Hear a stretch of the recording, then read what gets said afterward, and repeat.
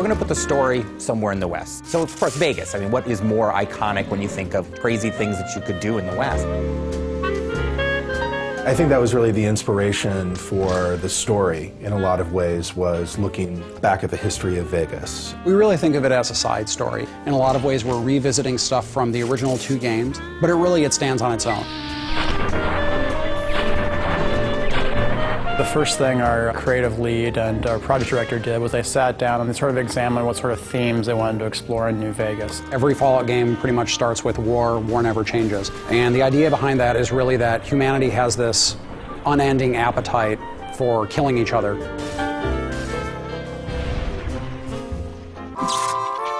Fallout New Vegas is a post-apocalyptic role-playing game. It's set a couple of hundred years after a cataclysmic nuclear war between the US and China, and it takes place at a time when the city of New Vegas is actually being rebuilt. Fallout 3 starts with you being born, and you're a baby, and you go through your young adulthood until you leave the vault.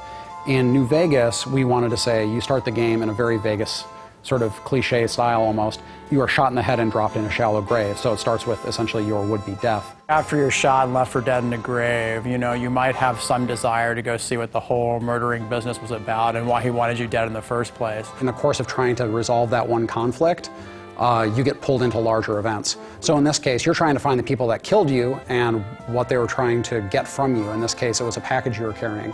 So, of course, as you go around, you find out that what you were carrying is centrally tied into this major conflict in the area between New California Republic and Caesar's Legion and Mr. House, who's the guy that sort of runs the strip in New Vegas. Player freedom is very important in the Fallout series, and when we allow the player to basically have a choice in what they do and how they do it, by leaving the plot open in a way that basically they're just learning what's going on in the world, it gives them a lot more freedom in how they want to learn that information. The environment is genuinely reacting to what you do as the player. You have a pretty extraordinary amount of control over the outcome of the game.